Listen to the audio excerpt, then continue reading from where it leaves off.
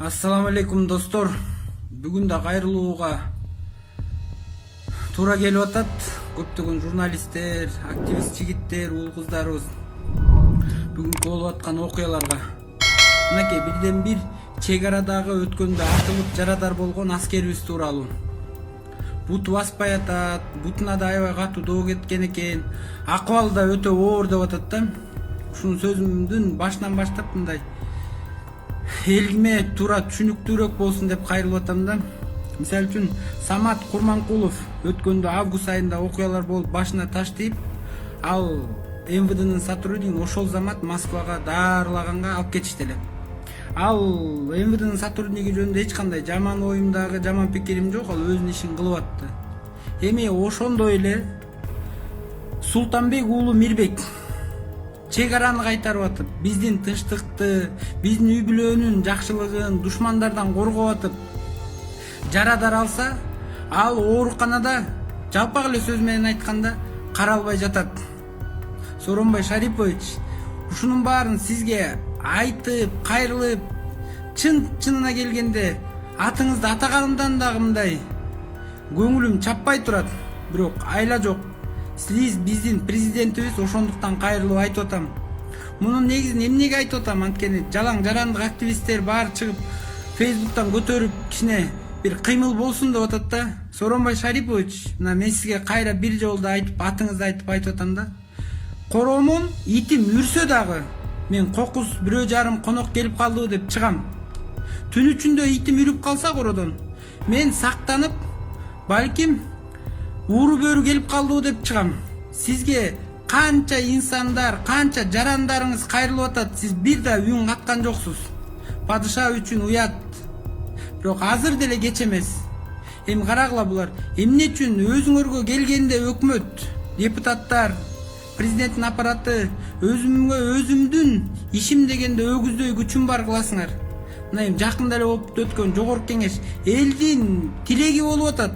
7%дан 9%дан 5%га түшүп бергиле. Баарыбыз жапа-тырмак баралык деп атат.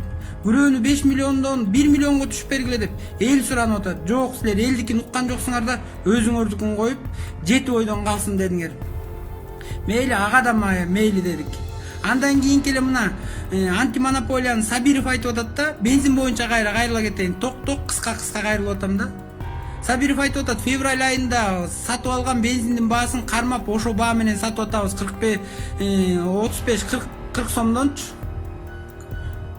Ошондой эле мыкты экенсиңер. Былтыр картошканын баасы түшүп атканда эмнеге картошканын баасын кармап берген жоксуңар дыйкандарга? Баары чирибедиби? Канча деген дыйкан акчасыз калды, канча деген дыйкан банкрот болду. Бензинге келгенде жанагыдай шарт түзүп бересиңер, алардын баасы менен сатыш керек. Ошол замат түшүш керек болчу да. Көрдүңөрбү? Өзүм дегенде кандай кылып атасыңар?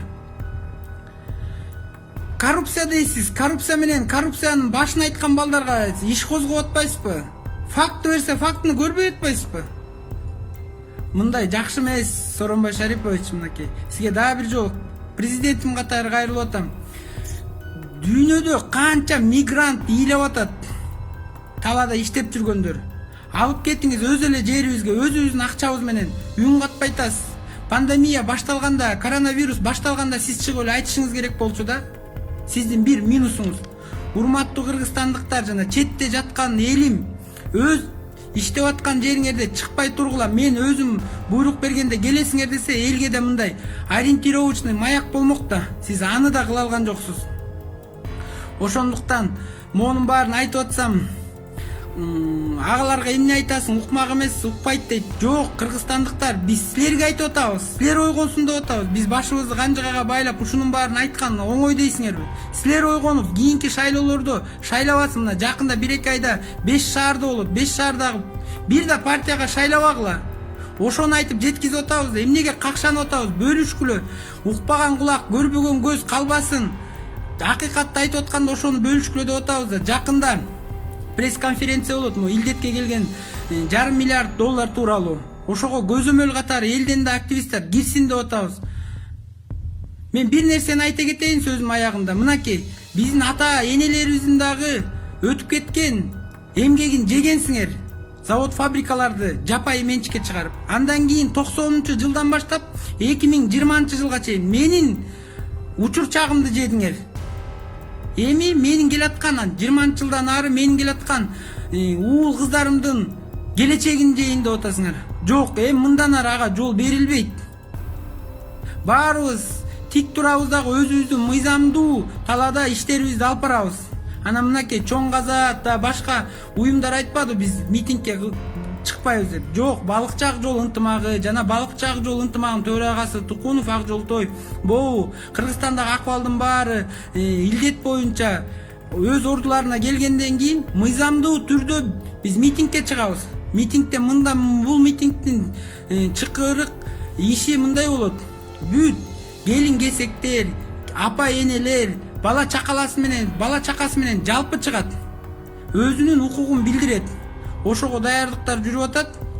Ошондуктан силерге кыргызстандыктар кайрылганым элдик көзөмөл деген Facebook'та ачылды. Ошого жапа тырмак катталыңыздар. Силерди сыйлап Акжолтой Тукунов. Урматтуу кыргызстандыктар, урматтуу мекендештер, мен мекендешибиз Сыймык Чапкеевдин болуп көрбөгөндөй каралоолорго туш болуп калганын көрүп, сайттардан анан жалпы мекендештерибиз менен ой бөлүшөйүн деп чыктым.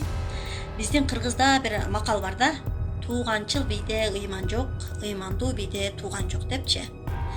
Эми бул биздин ошо патриоттук сезими менен, биздин мамлекетибиздин мындай гүлдөп өсүшүнө өз салымымды кошоюн деген ой менен ошол коррупциялашып мамлекетке ууру колун салып чыккан айрым бир чиновниктердин чыныгы жүзүн элдин алдына алып чыккан адамды бүгүнкү күндө каралоого өтүштү да. Аны каралап, алкаш, арак ичкен алкаш, наркоман, шизофрения менен ооруйт дегени бул эң бир түркөйлүк деп ойлойм да, бул тупойчулукка жатат да, мындай карагандачы. Ушул нерсени айтып чыккандын өзү бир позор деп ойлойм да. Мына ушул кантип эгерде ошол наркоман болгон болсо, эгерде ошол бала алкаш болгон болсо, эгерде ал шизофрения менен чындап ооруган болсо, ушунча фактыны, ушунча нерсени элдин алдына алып чыгып жан күйдүрүп сүйлөйт эле. Бирок бийлиги бар адамдар менен күрөшүш албетте кыйын. Биздин ошол Кубанычбек Жумалиев деген депутатыбыз азыр бийликке ошол Сыймык Чапкеевге караганда ал адам 1-2 карыш жакыныраак турат да, анын сөзү өтөт, сүйлөшө алат ар кимиси менен. Ал эми карапайым жарандын алар менен эмеси тең боло албайт. Ал бүгүнкү күндө бизге окшогон эле бир карапайым жаран болуп туруп, өзүнүн иштеген тажрыйбасынан, өзүнүн колунда болгон фактысынан пайдаланып, ошол оорулардын бардыгын ачыктап, бүгүнкү күндө ушул коррупциялашкан схеманы токтотуунун эң бир алгачкы кадамын ачкан бала деп ойлойм да. Бирок ушул баланы жалгыздатып, бүгүнкү күндө аябагандай кемсинтүүлөргө туш кылып, буну алкашка чыгарып, наркоманга чыгарып, анан жин оорусу менен ооруйтка чыгаргандары бул уят нерсе да. Эми жетекчилик чоң кызматта элита болуп, мындай высший эшелондо иштеп аткан, ошол жакта отурган креслодо отурган адамдар бүгүнкү күндө ушул балага ушундай кылып туруп, мындай тырмактарын салып отурганы бул уят көрүнүш да. Азыр ошол Сыймык Чапкеев айткан, ошол ачка алып чыккан маселенин бардыгы биздин чоңдорубуздун жалпы эле республика бойлой эле ошо айыл өкмөттөн баштап ошол министрлик кызматка чейин отурган чоңдордун бардыгын мындай ордунан бир сыйра козгоп койду деген сөздө, мындай жер титирегенде мындай козголот го, кудум ошондой эле кылып койду да. Ошон үчүн буга жалпы нападение башталды да. Ал эле эмес, жогорку кеңештин депутаттары даже кылмыш ишин козгоо үчүн биздин башкы прокуратуранын кызматкерлерине, биздин МВДнын өкүлдөрүнө даже задание бергенге үлгүрүп калышты. Бирок бул нерсени мен туура эмес деп ойлойм. Өзүнүн статусунан пайдаланып, орган кызматкерлерине басым өткөзүп, буну сөзсүз түрдө давай текшергиле, мээсин текшергиле, башын текшергиле деп айтканга жогорку кеңештин депутатынын акысы жок. Анын жарандарды анда кылып укугун чектегенге дагы акысы жок, аларды анда кемсинтип сүйлөгөнгө дагы биринчиден акысы жок. Анан бүгүнкү күндөгү ушундай кылып туруп акыйкатты, чындыкты айтып чыккан балдарды чекеден эле ушундай кылып туруп эле оорукчанга чыгарып жогото бериш бул туура эмес. Анткени коррупциялашып кеткен система менен күрөшүш карапайым жарандар үчүн аябагандай оор. Коррупция биздин мамлекетибизде өнүгүп өсүп кеткен. Аны өздөрү ham жакшы билишет. Биз бир 300-400 эле бир чиновникти багып отурат экенбиз да, мындай ойлоп таразага салып көрсөк, ошондой эле экен да. Биз ошо бюджеттин баарын толтуруп берилген, бюджетти алышып эле жеп эле, эч кандай неме результат бербей эле ошолор бай жеп ичип, анан ошол мурун 30 жыл мурун, мындан 25 жыл, 20 жыл мурун мамлекеттин мүлктөрүн өздөрүнө кандай приватизация кылып мыйзамдаштырып алган уятсыздар дагы бүгүнкү күндө ошол эле бийликтин катарынан кетпей, ошол катмарда дагы эле сиңишип жашап жүргөнү аябагандай мен үчүн өкүнүчтүү болуп атат. Мен айтат элем, коррупция азыр коррупция бизде бар, жок эмес. Аябагандай өрчүп өнүп кеткен. 2013-жылдан баштап аябагандай өрчүпөнгөн. Анткени коррупция каерде бар? Пособие тапшырган жерде коррупция, пенсия тапшырган жерде коррупция, метрика алган жери коррупция, паспорт алган жерде коррупция, счетный палата коррупция, кадровый служба коррупция, айыл өкмөтүнөн баштап деги эле кое бересиңер, ошол жогорку кеңешке, тиги эмеге чейин, министрликке чейин ушундай коррупциялашып кеткен схема экен. Бирок буну эч ким сен жалган айттың дей албайт да, анткени өздөрү жакшы билишет, бул коррупциялашып кеткен схема. Мына мен мындай эле фактылап туруп эле айтайын. Канчалаган коррупциялашкан схеманын бетин ачып, ошолордун баардыгын анда дасторкон кылып алып барып, прокуратура кызматкерлеринин кызматкерлерине жакшынакай кылып, документальный кылып берсең дагы, ошону тергөөгө жеткизет, ишти козгоп, тергөөдөн сүйлөшүүлөрдү жүргүзүп туруп эле баягы системалар органдагы ошол баягы орган кызматкерлери бири-бири менен тыгыз байланышта болуп эле кайрадан ошол көтөрүлгөн, өздөрү козгогон кылмыш ишин кайра өздөрү жаптырып ачат да. Анан буну эмне дейсиң, анан коррупциялашпай эмне болду деп айтыш мүмкүн. Бул коррупциялашкан схема. Буну жок кылыш керек, түп тамырынан жоюш керек. Ошон үчүн ошол Сыймык Жапкеевке окшогон биздин чындыкты айта турган патриоттук сезими бар балдарды, жаштардын баардыгын кайрадан кемсинтип, аларды ошондой шизофрения менен оору менен дебестен, аларды жакшынакай кылып, поддержка кылып, мамлекетибиздин башчысы баш болуп даже поддержка кылышыбыз керек.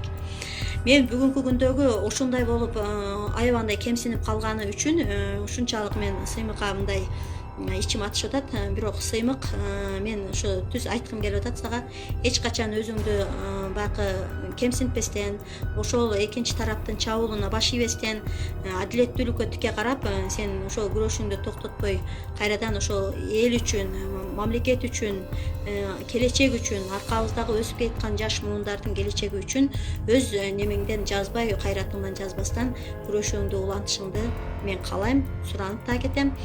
Иштериңе ийгилик да каалап кетем. Бирок баарыбыз бул адамды ошо иштерине ийгилик каалап, колдоп, кубаттап туралы.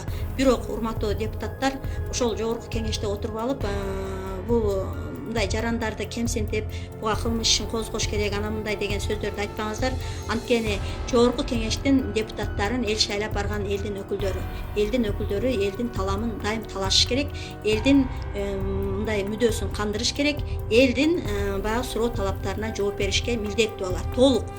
Бирок силерден эл мына быйыл акыркы жылыңар болуп атат, отчетуңарды даже эл ала элек, а бирок силер кийинки шайлоого даярданып атасыңар. Силер биринчи элге отчетуңарды берип, анан кийин эмне иш аткарганыңарды, канча мыйзам жазганыңарды, отчетуңарды берип коюп, анан кийинки шайлоого аттансаңар жакшы болот эле. Биринчи ошо жагыңарды ойлогула, бирөөлөргө кылмыш ишин козгоону, аны муну баягы бирөөгө үйрөтпөстөн өзүңөрдүн деңгээлиңерге жараша жүрсөңөр жакшы болот эле. Бирок Сыймык, сага ийгилик каалайм.